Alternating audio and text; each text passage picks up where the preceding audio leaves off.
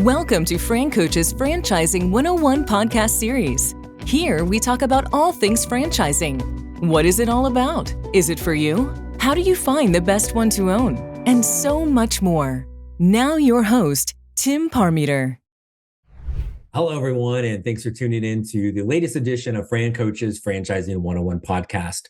I am Tim Parmeter, founder and CEO of FranCoach and your Franchising 101 host. Today, this is super cool. I'm really excited about this. We have, I think we have a record. We have 3 guests, all from one franchise. We definitely want to talk about their franchise, but they've got an amazing story. And with this week being Veterans Day, actually tomorrow, or this is coming out November 10th. Veterans Day is tomorrow. We've got 3 folks that are all veterans that are joining us. Not just veterans, but a great story behind that, how it turns into a franchise and one that we are proud to be working with today. So we're gonna bring these jokers on here in a second. First, quick little reminder of who we are. FranCoach is a national search firm dedicated to working with individuals interested in owning a franchise. We are here to help clients find the absolute best franchise for them to own. And occasionally, as we're going to find out, actually even kind of help people understand franchising to be a franchisor at some point. That's a brief little thing on us. I don't even want to talk about us. I want to get to these dudes. So our guests today, 3 amazing gentlemen that they have founded and are kind of running together a relatively new franchise, super cool, totally different than pretty much everything else we work with out there, called Grizzly Auto Detailing. We have Mr. Andy Scroggin, Ben Furtick, and Josh Hagan joining us today. Gentlemen, thank you so much. Hey, Tim, thank you so much for having us on. I love that you guys have come on and excited to talk to you guys. We're going to get into all sorts of like great Grizzly stories about Grizzly Auto Detailing, perhaps something that has to do with a Grizzly tattoo. I don't want to be a spoiler on that or anything. No pressure, Josh. But first off, give us your story and just a little background and how that kind of led into the world of franchising. Absolutely. So, hey, I'm Andy Scroggin. I'm the founder and CEO of Grizzly Auto Detailing. I'm here with my CFO, Ben Furtick, as well as my president and original founder of Grizzly Auto Detailing, Joshua Hagan. And really, it's a kind of an interesting story, a long story with a military founding background to it. But I'd be remiss if I didn't turn it over to Josh to talk about how he got into detailing what his original vision was for the business. Appreciate you, Andy. Andy's awesome, you guys. So it's probably like every other story out there. You have, for me, for example, let's jump into it. For me, for example, I remember growing up with my dad, who I love with a passion, always cleaning his car with him. He had a couple different really nice cars. He had a 94 C4 Vet, the Grand Sport Edition. After that, he had a 2002 Z06 Triple Black Vet. And so, all the time he'd be like, "Hey, Josh, you want to help me wash the car?" Looking back now, I realized he was just trying to get me to do the hard work. But anyways, here nor there. It was something that I really bonded with my dad on. I look up to my dad a lot. There's a lot of history that goes into that, just not the Grizzly name in general, because my dad played for the University of Montana Grizzlies. It kind of ties into the name a little bit. He went on to play in the USFL, in the NFL. He's got a Super Bowl ring. I keep it upstairs. And so me and my dad, that's something we did a lot together is, we did sports and football together, and, we watched cars together, as cliche as that sounds, but it's a really good father-son bonding thing, if you will. And so that's something that me and him did all the time. And if I was lucky, after I got done washing his car, he would let me, he'd be like, "Okay, Josh, instead of using a towel, let's take it for an air dry." And so if I was lucky, he'd let me be the one to drive his vet. And so a couple times I washed his car a little extra without him knowing about it. I went and, air dried the car. But it was that's where my passion and love for detailing started. So it was tied into my dad. And it was also tied in from a passion of cars. I just remember growing up and being like, "Hey, Dad, can you beat that car?" And trying to get in the race, obviously. And finally he was just like, "Josh, stop," or whatever. So I really got into cars and I really got into detailing. And so grew up a little bit later. I joined the Army in 2005. My bad. I've been in the Army for over 18 years at this point. So started detailing cars, and I never really stopped detailing cars in the last 18 years that I've been in the Army. I've always done it on the side. I've always, it's just a passion that I have.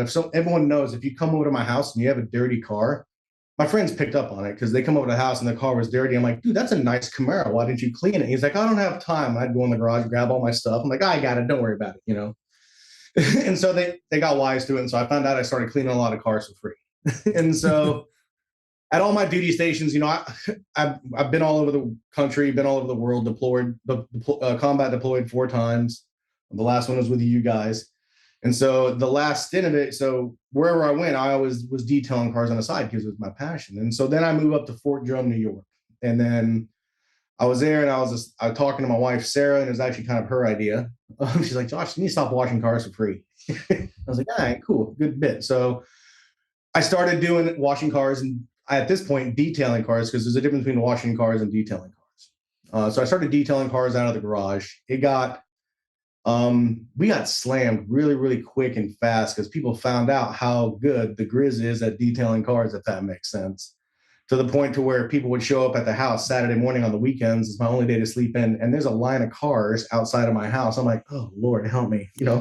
I had a little drop box people drop their keys into, and I knew everyone. So I knew whose cars was who. So I was like, I knew what everyone wanted. But so at that time I was like, man, this is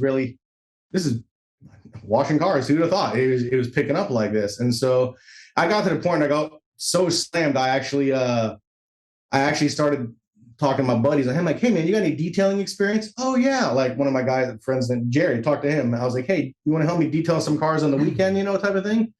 And he got involved, and I formed my own little crew working out of my garage, and we were pushing cars out left and right. Probably at one time, this is out of my garage, I had like 4 or 5 guys working out of the garage, and I was pushing out 10 cars a day doing full details. Wow. And it got massive and it got huge. And then, you always think about, I've had those moments where I'm like, man, I'm tired. I don't know if I can keep doing this.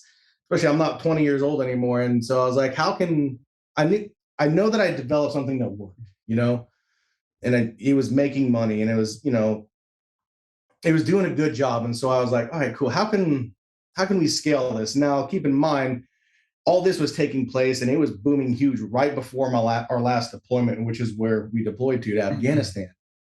And I was just like, oh, I don't know how I'm going to do this, whatever. And I talked to my wife, Sarah. I was like, I don't know if we can shut it down while I'm gone type of thing or what. And so I actually linked up with Ben and Andy. We knew it from another unit in the Army, and I know they had massive business experience. And so I think we sat down and we talked for a few minutes, and I was like, hey, what's something we can do? Because obviously this could be huge and big and we can scale it. And I know you guys had the ideas upon it. So the decision was that, Ben and Andy came on board. We decided to keep the garage open. My poor wife, Sarah, I'm going to apologize to her for the rest of my life, ran it while we were in Afghanistan.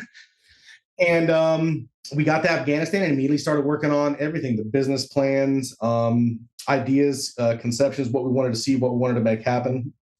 And literally that's how it started. As a matter of fact, if, the great BAF attack of 2019, I think. So the largest attack on Bagram Air Base in the 20 years that we were in Afghanistan, 3,000-pound HME VBID hit the gate right next to the old hospital. And all hell broke loose, for lack of a better word, because we'd never been attacked that big on the base before. And so everyone was trying to figure out what was going on. You guys were pilots, so y'all were figuring out if y'all were going to get spun up, whatever, but that didn't happen. Y'all just Well, what happened was it happened at about 6 a.m. And I remember there because Ben and I had come off a night shift the night before and just crashed out. And a VBID, or vehicle-borne improvised explosive device, for those of you that have never been in the military or served before, it exploded. And you think of an explosion in a movie, but if you've ever seen The Other Guys with Will Ferrell, when they talk about the Death Star exploding and they call BS on Star Wars, that's pretty accurate to what we felt, right? Because it's a decompressive feeling in your chest, and it's the loudest noise that you've ever heard in your life. And we felt the shockwaves ripple through the chews. We jumped out of bed, and I remember almost falling out of bed because I'd never heard anything like that before in my life. And then I heard the most gunfire rattling off of 50 cal rounds, as pretty much every heavy weapon team on Bagram Air Base opened fire in every direction. And so there's tracers burning out over our heads, and we don't know what's going on. And then mortar rounds and rocket rounds start coming in. And I think we got hit with 9 or 13 mortars in like a 1 hour period. And they were just going off, and we had no idea what was going on. We were bewildered. I remember sitting in my underwear, like looking out of my my little box that I slept in Afghanistan, like peering outside. And keep in mind, we had left our body armor at our office because we're pilots, and there's no reason we ever need to have weapons or body armor, right? So anyways, we had pistols, little M9 Beretta pistols to defend ourselves with. So we were holed up in our chew, in our underwear, with our little M9s. And then all of a sudden we hear this bang, bang, bang on the door. And we open the door, and there's Josh, completely kitted out, like full body armor, helmet, like managed to steal a 249 machine gun from some poor soldier who was probably going to use it. He was scared. So Josh had that in his hand. He's like, we got to man the perimeter, guys. And Andy and I just start standing there staring at him in our underwear, like, we are not going out there. I'm like, fine, I got it, we're good. No, because we also, at the same time, so we was going on, so they started spooling up the Apaches because all the radio calls started coming in. So here I am in full kit, looking around at 249, just, I don't know what I was doing, trying to win the war by myself. And so I went and grabbed Scott when he was one of them, grabbed a couple of these guys, and I grabbed our little Tata truck, and I was loading up all the 64 pilots because they're trying to get to the airfield. The Apache gunship pilots needed to get back to the airfield to get spooled up to go kill these guys. Yep. So here I am driving back and forth between the chews where we slept and the airfield with, loads of Apache pilots ready to go, literally destroy something. Under fire. So Josh goes and takes his little pickup truck, his Toyota pickup truck, goes bouncing over the sand dunes with about 6 Apache pilots in the back of it while 50 cal rounds are like flying over their heads, and scoots off towards the airfield. And about 30 minutes later, we see Apaches taking off and returning fire. And eventually a Hellfire missile from one of the Apaches took out all the insurgents and ended the attack on Bagram. So imagine all of that. And then 10 days later, we filed our LLC for Grizzly Auto. 10 days later, we got our LLC back. Oh, we got it back. We had filed it just before, and 10 days later, we got our LLC back for Grizzly Auto Detailing. And that was the funny part is literally we built, I have the operational aspect of it. I knew how to like you guys, Ben, you've learned a lot, especially. Like you should see him try to ceramic coat a car now. Yeah. Back in the day, he asked Ben to wash a car. He's like, what is a wash a car? But so I had the operational aspect, and then you guys came on board, and all this happened from a chew in Afghanistan. Yeah. So what Andy and I really saw is, one, we had heard of Josh's business, because if you were on Fort Drum, you knew about John Grizzly Auto Detailing. He was calling it that. So when we got to Afghanistan, you have to understand the war was kind of winding down at that point. Andy and I had a good bit of free time on our hands. We drank a lot of coffee on that deployment. I'll just say that in between flying combat operations. And so we had a lot of time to think. And initially, we wanted to do a business venture together. We looked at some real estate options. But what really caught our eye is Josh still running his business basically from Afghanistan in between all of his other duties. And so we took a look at the numbers. We took a look at the business model, and we said, you know what, there's something here. It's obviously quite lucrative from the single garage that he was running remotely, basically from Afghanistan. We think that this has some potential to scale. And what we realized in auto detailing is that there hasn't been a ton of innovation. A lot of guys are doing it in their garage in just about every town across America. You can find a small auto detailing shop. I would argue not as passionately as Josh ran his, but they do exist across the country. So Andy and I said, how can we differentiate this? And we realized is that mobile detailing is not a brand new concept, but it's a fairly underdeveloped. It's underdeveloped across the country when it comes to auto detailing. So our first goal was, hey, we want to set up a mobile detailing system. So from Afghanistan, we bought our first 3 mobile units. And I'll tell you, buying a vehicle sight unseen from a foreign country, getting bank loans set up in a place where you don't have cell service. I called 6 banks before difficult. Somebody would fax fax my car loan terms to an Afghanistan fax machine. Yeah.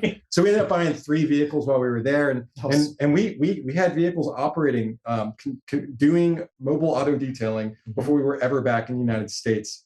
And we showed up back home like, oh, these are our vans that we bought 3 months ago. Yeah, it was the first time we'd ever seen them. They had our graphics on them. Yeah. I mean, our guys were out there in t-shirts. Like we had never met any of our people except for by phone and through video. until that point. So I give Josh a lot of credit. He mentored. I don't know how he did it, but he taught people how to auto detail a car from Afghanistan. So if that tells you anything about our ability to franchise and scale and grow, it's that we can teach you pretty easily how to remotely run this business because we did this from Afghanistan. You know how hard And it is to explain to what's someone how to interesting claim is that Ben and I came back and we saw why Sarah, Josh's wife, had called him crying like every night for 6 months in Afghanistan. she threatened to quit every day. We put her through to hell and back. Yeah, absolutely. But she is as equally of an integral part of this business. And that's something that's really forgotten is military spouses are often the ones that are suffering back at home, but they're the ones that make it happen. And she really made it happen. She quit her job and went full-time in the business. And that was what allowed us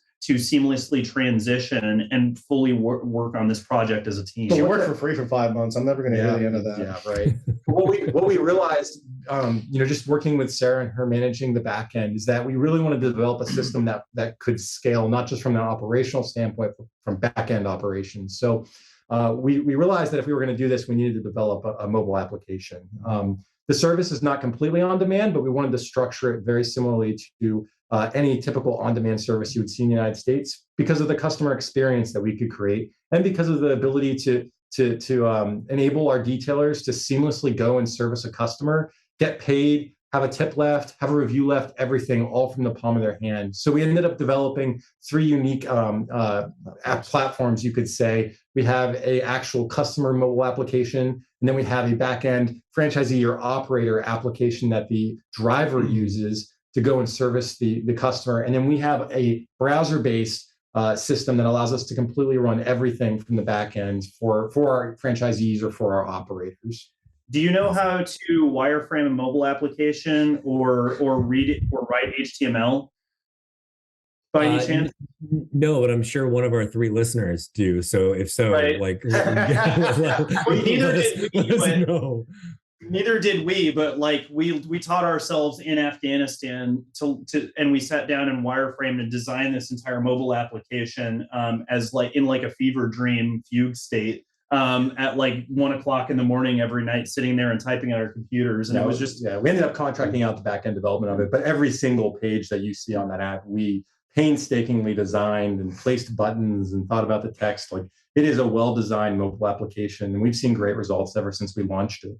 Yeah, it's really well laid out, right? Too, and I just I think from a business model standpoint, to me, that's one of the things that's really really cool about what you guys have, because it's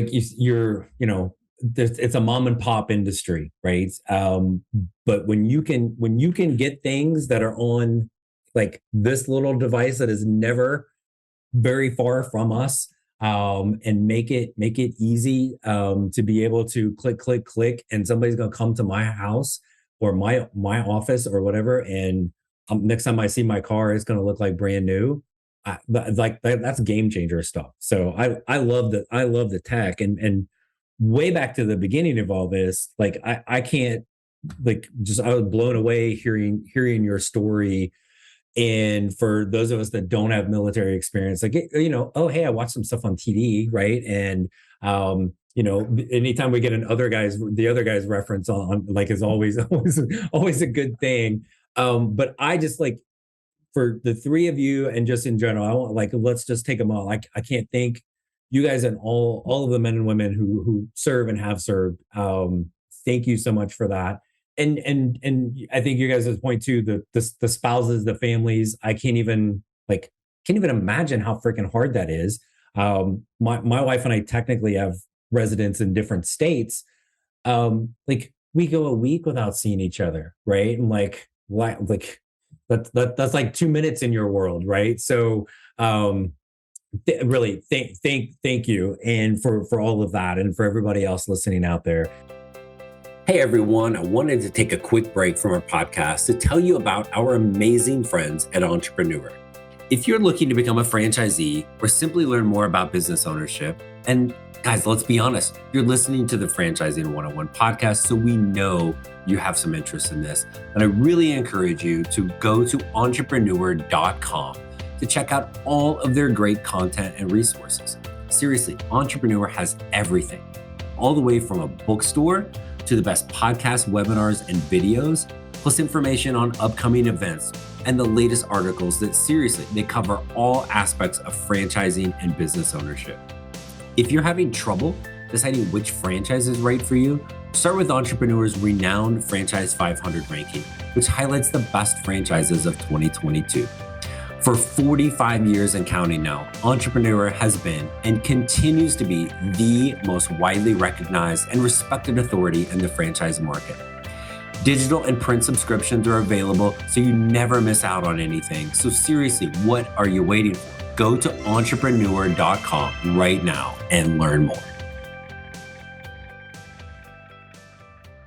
One of the things I think is people think of from an ownership standpoint, and I want you to talk about like the owner that you're looking for, but I can't imagine better validation. You guys are brand new, right? So we don't have hundreds of franchise locations out there yet for validation, but I can't imagine better validation that this can be run semi-absentee than you guys, 10,000 miles away getting freaking shot at and still managing it, right?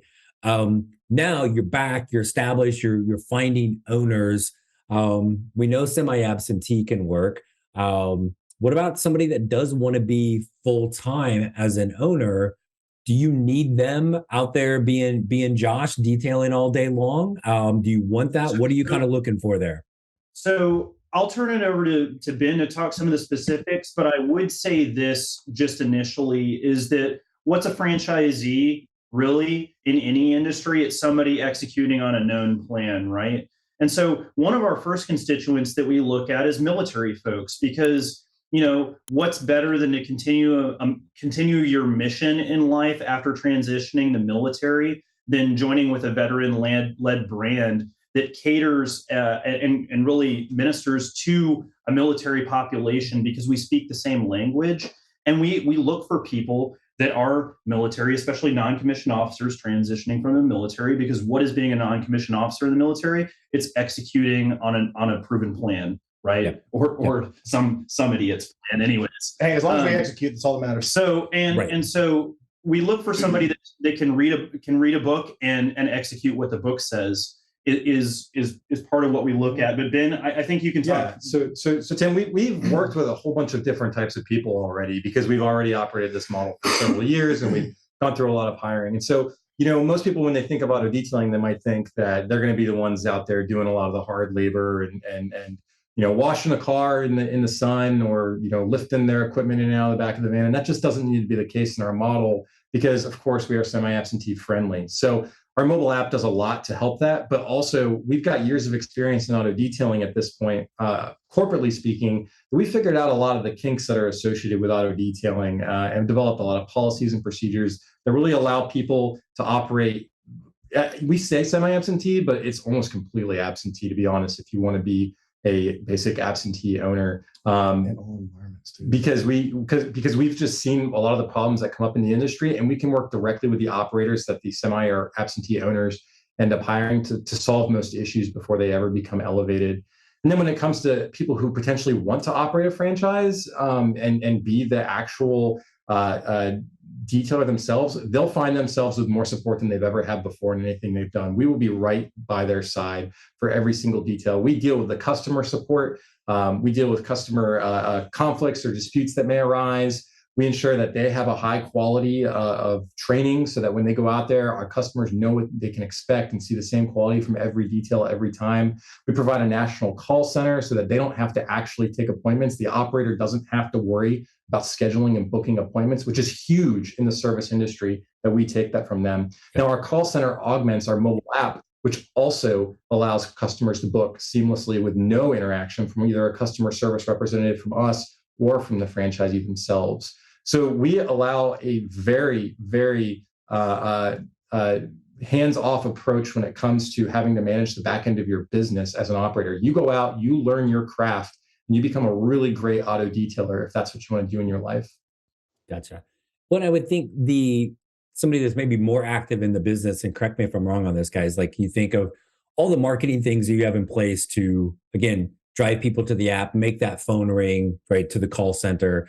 But being able to connect in the community to create the awareness. Hey, you don't have to drive over there and stand in line. We will come to you, right? We're all very like, we have no patience, right? We want things exactly how we want it when we want it, right? And that you're going to come to my house. I would even think like connecting with, local businesses, right? There's an office plex, build those connections, because you are coming to them. They could be sitting in their dang cubicle, right, on the 40th floor. You guys down there detailing their car, and they're coming out, and that's, that 2002 Corolla is looking brand spanking new, right? Whatever that might be. That type of, again, just that connection in the community as somebody that's going to be more active, detail, I guess, if you want, but really get your people in place for that, and then get out and spread the word for Grizzly around the community, right? Absolutely. And I think Josh can speak to this the best. I think you really hit the nail on the head on that one, because that's something we face is we've had issues with employees or detailers, and you're like, how do you get them to care as much about detailing cars or as much about the business as the owner does, by making them an owner? And Andy had the great idea on the franchising aspect. And honestly, when you have an owner operator running it, you're going to get more passion, you're going to get more heart. And honestly, it's that they are there and they want to be there. And then I love using this word, but that kind of person is going to be the one who's going to have that hustle, that heart, that drive, who's going to go establish B2B plans with either dealerships, fleet vans, U-Haul centers, all these different places. And he's there right in front of the people, and he's making those deals happen. Yep. And it's just simply talking to people. So being local, absolutely. And if I may, Tim, this is going to be the part of the podcast that Tim totally did not pay me to say. But it's interesting that sitting back in 2020, back to when we first had the idea for franchising, and this is something that you like to ask people, is how did you get into franchising? And what I'll say is that we were looking at avenues for scaling, and we thought about venture capital, and we talked to some investors and raised some friends and family and some angel money, and we went down some other avenues. But then I started getting turned on to franchising, and I did two things. I bought Mark Seibert's book, which if you're in franchising, you've probably heard of Mark and his team over at iFranchise. I got into that, and then I started looking for podcasts, and I found this little brand new podcast that had started around the same time called Franchising 101, and this guy named Tim, and I think in about 4 or 5 days, Ben and I listened to about 20 episodes of the podcast and just like mainlined them like through an IV, because we started to get really excited about this concept of franchising. So it's so weird and surreal to be sitting here, 4-ish years later, talking to you on the podcast that we listened to that got us down this road in the first place. So thank you for having this platform. Well, no, cool. And I appreciate that. But if you could repeat all that again, that would be great. Don't, if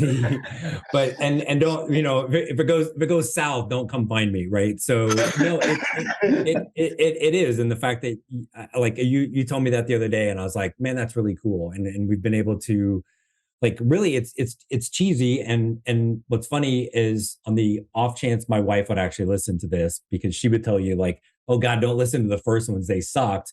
And then she would follow that up with listen to the ones she's on, because those are the good ones, right? But it like I was going to use. She got a thing. So she but I always use the line like it, and it's cheesy, but like this is all about creating your better tomorrow, and to be able to do that, like in some small way, help you guys get to where you are is super cool. And I think just the whole timing, how this worked out, right? Literally, we've got one of our clients just now getting started, kind of vetting with you guys, and for we've not had this partnership for too awful long. It all fell in line really cool, and I'm excited for you guys. And you guys had mentioned the thing about, like, for you guys, veterans in particular, but just franchising in general is such an amazing pathway for our military men and women, because I think people with military background and athletic backgrounds naturally make great franchise owners, because you know how to work your ass off, you know how to follow a plan or else, right? Here, and again, I hate comparing the two in some regards, because you guys are talking about like getting shot at, right? From a military standpoint, I got to follow the plan or it's not going to go well. And my measly little basketball career, hey, we might lose a game, right? Not quite the same thing, but that work ethic, the discipline, training, leadership, all of those skills. But most importantly, every franchise is going to say, we want somebody who's going to follow a plan, right? And then for you guys, I think being able to give back and give opportunities. And I know, Andy, when we were talking the other day, you could just hear that passion coming from you guys.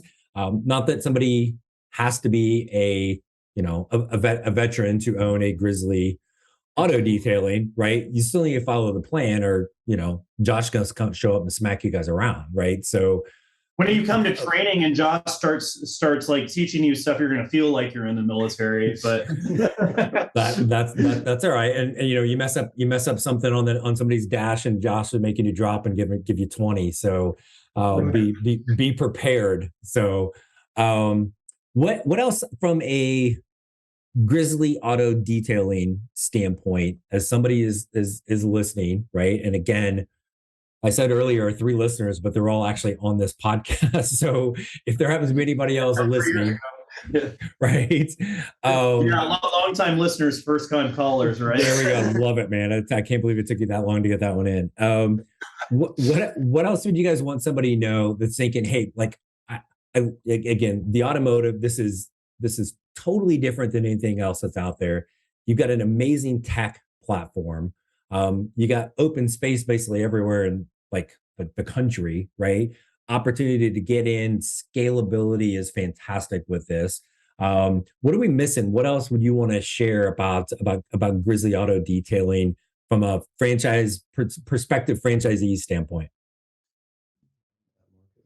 Yeah, well, I think that you hit on a lot of the key ones. One of the things that I would say is just if you want to work in a career or a profession that allows you ultimate freedom over your schedule and how much interaction with your business or how little interaction with your business, I think it's awesome. I'll tell you that running a service-based business like this, every little thing that you do is easy. It becomes difficult when there's a million different things that you do. And having all these tapped systems that we've created because we've seen what goes good, what goes bad, what goes ugly in the business, and then putting it in your hands, that institutional knowledge is great. The other thing is that I would just kind of look back at the app, not just as a customer-facing platform, but it's also a management platform. It allows you to see around corners. We have GPS tracking that lets you know where your vans are at. You can see the calendars. You can see rating and reviews akin to an Uber or an Airbnb whenever your contractor does a good job or a bad job, each of your technicians that's out on the job site. And then it's also a marketing platform because we have centralized data processing where we're all able to feed out reports on important customer metrics and KPIs and then feed that back into our marketing to make it more successful. So it's a big buzzsaw that constantly refines itself in the digital space. And so that's a very, very powerful feature that's built into the business because we are so tech enabled. And I think that's such a fantastic differentiator. And one of the things, honestly, kind of blew me away with you guys is the call center piece, right? I would assume the call center, a lot of what they're doing is then making the people aware of the app so they don't have to call in again. But some people are old like me and they want to pick up the phone and call somebody, right? But the fact that the phone is answered like that, and I think that's one of the biggest differentiators. And I literally had a business card from a local dude that does detailing that I literally, my kid and I were riding bikes in the neighborhood, saw him, got his business card, reached out 2 weeks ago, and it took 3 days before he texted me back, right? And he's like, oh, we've got at least to their credit, they've got a business number and a website now, right? Like, oh, great, I'll hop on there and schedule. Nothing, right? I still had to do the same thing, text again, 2 days, finally got a response. Then I was out of town, then I forgot. And that was literally all right before kind of for really first talking to you guys about, as it turned out, a prospective client of ours. But I was just like, from a consumer standpoint, was blown away for a and a micro emerging franchise like you guys get your shit together. And Josh, I told you not to swear on this thing, and then I ended up doing it anyway, right? So I don't want to offend the Army dudes, right? But you guys really have this incredible plan, well laid out. Again, come in and execute it, and provide that great customer service. Because again, there's nothing like, again, if your car, you come out and it's one thing, yeah, I got a car wash, but having it detailed it really well, like I know you guys do, is like, I don't know, there's just, you don't have to have a fancy car like Josh and his dad. You could just, like, again, like my 1972 Ford Pinto out there that I drive every day, right? Like, you can make it look brand spanking new, and it's a great feeling, and it's going to drive people, no pun intended, to come back to you over and over and over. I'm so glad we got you on, and not just because it's Veterans Day, and to thank you guys and everybody in our military for their service. What an amazing veteran franchise for veterans. But anybody could come in and just kill it with this based on what you guys have. So this is cool, man. This is awesome to meet all three of you and hear your stories. So thank you guys so much for coming on today. Absolutely, Tim. Thanks for having us. It's been a huge blessing to be on your program and talk with you today. So thank you. You guys are welcome. So I will quick little wrap up for everybody else, for Andy's mom and anybody else that's tuned in today. All of our loyal podcast listeners, whether you are in the States, you're in Afghanistan, wherever the heck you are, thanks for tuning in. You've made it this far. You've got some interest in franchise ownership. Like, come on, man, reach out. FranCoach.net, franchising101podcast.net. Reach out. There's never any service or any fee for our service. So as I teased earlier, reach out to us and let us help create your better tomorrow. Thanks everybody for tuning in, and we will talk with you soon. Thanks. Thanks for listening to FranCoach's Franchising 101 podcast, where our ultimate goal is to help educate you on all things franchising so you can create your better tomorrow.